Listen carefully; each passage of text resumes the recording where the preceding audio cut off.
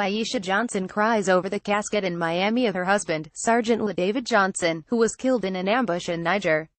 Photo WPLG via AP. President Donald Trump appears unable to resist getting drawn into public battles involving figures who are far more vulnerable and sympathetic than he is, and true to form, he used Twitter to escalate the battle over a call to a war widow in which he is alleged to have been insensitive.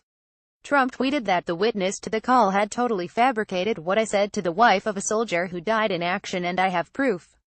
Sad, but in an interview yesterday with this reporter, the witness, Democrat Congresswoman Frederica Wilson, stood by her story and denounced Trump as a liar and crazy. But perhaps even more interesting, she shared some new details that will thicken this plot. She said there were other witnesses in the car, and also noted that she has known the slain soldier for a long time and mentored him. The slain soldier, Sgt La David Johnson, was one of 4 soldiers gunned down on the border of Niger and Mali on October 4. Their fate has been tangled in a political battle that picked up steam when Trump, questioned several days ago as to why he hadn't commented on their deaths, falsely suggested that former President Barack Obama hadn't called the families of deceased soldiers.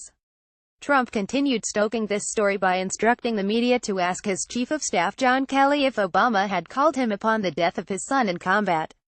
On Tuesday night, the news broke that Trump had told Johnson's widow, Myeshia Johnson, that he knew what he was signing up for, but I guess it hurts anyway. This was according to Ms. Wilson, who late on Tuesday told The Washington Post that she had overheard the call on a speakerphone while riding in a limousine with Johnson when Trump called, and that this exchange made the widow cry. This is what Trump claims was fabricated, which now has reporters speculating that Trump may have a recording or an official transcript. I want to know why he can't have an open casket, but Ms. Wilson said in our interview she was sticking by the story, and asserted that there were other witnesses in the car, including the driver and the aunt and uncle of the deceased soldier. I was not the only one in the car, she said.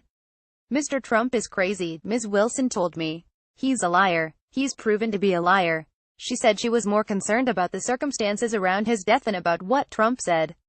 When I pressed Ms. Wilson on whether she was sticking by her account that she heard Trump say he knew what he was signing up for, she said yes. When I reiterated that Trump claims to have proof otherwise, she said, how about you go get that proof and call me back? Ms. Wilson said that the widow had been informed that her slain husband would have a closed casket funeral. I want to know why he can't have an open casket, Ms. Wilson said. They told us no, because of the condition of the body. She said that the widow was distraught over his, adding, when don't you have an open casket when the face or the head is disfigured, right? Ms. Wilson said she had known the slain satyr for a long time, noting that he had passed through the mentoring program for boys of color she founded in Miami in 1993. It's called the 5,000 Role Models of Excellence Project. She said she had practically raised him. She added that there was also a scholarship fund bearing his name. Hopefully we will soon find out whether Trump has the proof he claims to of what was said on the call, and hopefully that can be settled.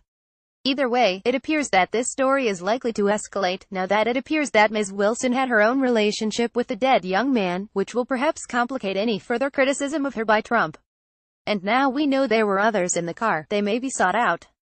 When I asked Ms. Wilson if she would be making the aunt and uncle available for comment, she said, I don't think they have that kind of strength. Copyright The Washington Post Irish Independent.